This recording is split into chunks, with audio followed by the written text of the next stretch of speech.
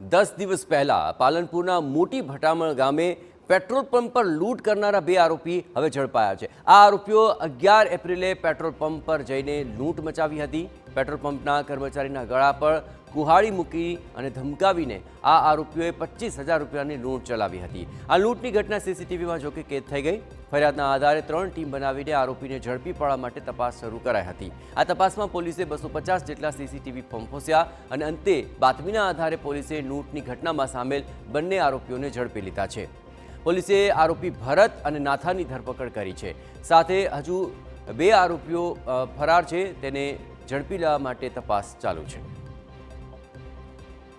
આ કામે તાત્કાલિક અલગ અલગ ટીમો બનાવી અને બંને આરોપીઓ ભગવાનભાઈ ઉર્ફે ભરતભાઈ હિમાભાઈ તેમજ નાનજીભાઈ આશાભાઈ અંગારી બંને નાઓને અટક કરવામાં આવેલ છે અને અન્ય બે આરોપીઓ બકાભાઈ વાઘાભાઈ જાતે અંગારી રહે ડાબચતરા તેમજ નાથાભાઈ રત્નાભાઈ અંગારી રહે ખાપરા અમીરગઢ તાલુકાવાળાઓ નાસ્તા ફરતા હોય તેમને પકડવાના ચક્રો ગતિમાન કરેલા છે અને આ કામે આગળની તપાસ ચાલુમાં।